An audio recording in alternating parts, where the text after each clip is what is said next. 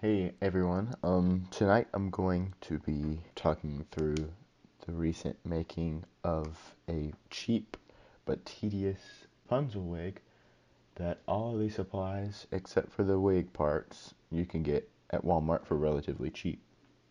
Sorry if my voice sounds stupid. I seem to have come up with a cold today, so that's that. Okay, let's get started. So the first thing you're going to do is you're going to take some of this batting that you can get in the sewing department. Mine was in a plastic bag. I'm not quite sure the size because it was a little while ago, and it was like $10. So you cut it to the size that you want, and you end up rolling it up. After you roll it up, you're going to tie it in a few separate parts. I did a few inches apart with some blonde hair colored yarn. So the yarn was like $3. I got the wig before I got the yarn, so I tried to match it as best as possible. As you can see in the pictures, it's not perfect, but it'll do.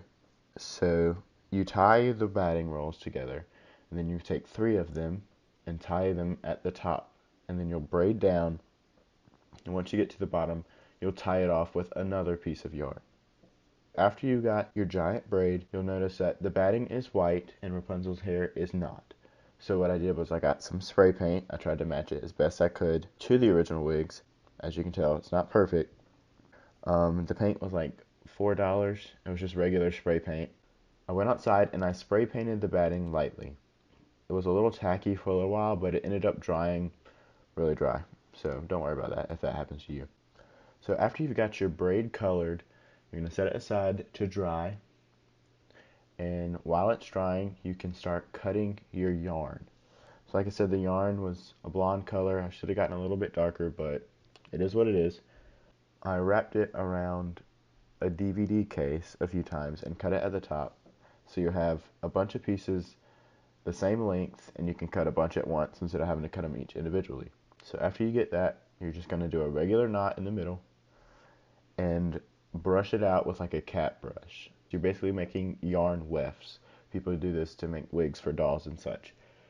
So you'll do this a lot. I ended up only needing one thing of yarn, but I only did the front side of the braid.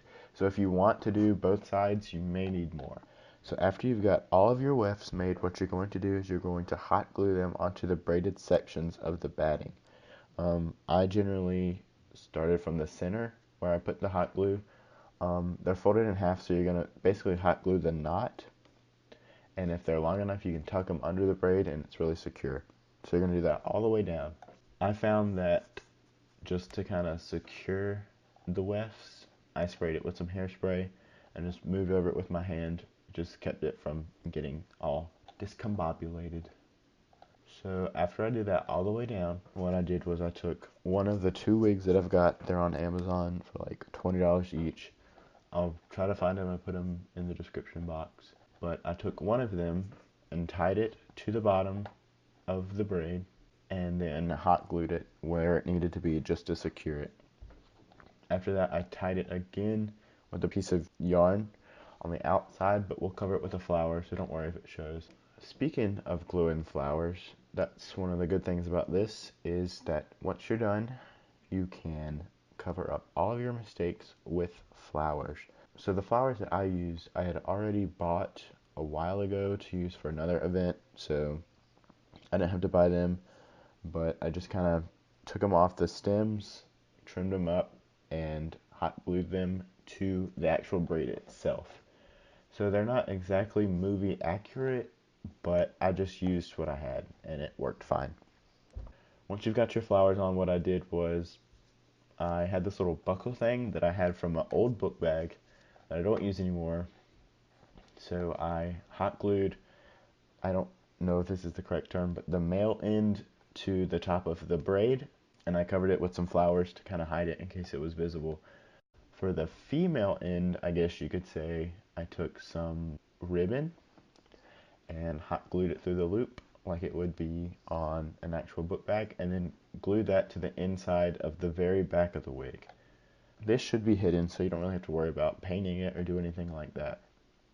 So once everything was kind of put together, I put the braid against the back of my mannequin to see where I would need to put the clip. The clip is there to help support the braid and make sure that it's not tugging on the wig. Once I found out where I needed to put the clip, I hot glued it to the back. It's just a basic hair clip, nothing too fancy. This works really well with lace-up back costumes. I'm not sure what you could do if your costume is not lace-up. Anyways, so after you've got all of this done, you take the other wig that you have and YouTube yourself a wonderful Rapunzel wig tutorial. I'll put a few links in the description for some that I found and I used. I am not a very good wig styler, so it's not the best, but it'll do. I'm sure you can make yours look a lot better than mine. So what I ended up doing for the back, as you can see, is I left the pigtails down. So what you do is you'll clip the clip to the back of the dress, clip the top of the braid to the wig base, and then you'll take the pigtails and you'll wrap them around to kind of hide where they join. You will have your completed, cheap, Walmart available Rapunzel wig to use however you want. If you're watching this, the two people that will, thanks for watching. I hope this helps you. I know Rapunzel wigs can be a little daunting and scary, but you just gotta get creative with it, and practice makes perfect, I guess. Or maybe not, because this isn't perfect, but it was fun, and it'll do. So good luck, and if you use this, I would love to see pictures, so yeah. Anyways, yeah. So I don't know how to end YouTube videos, so bye.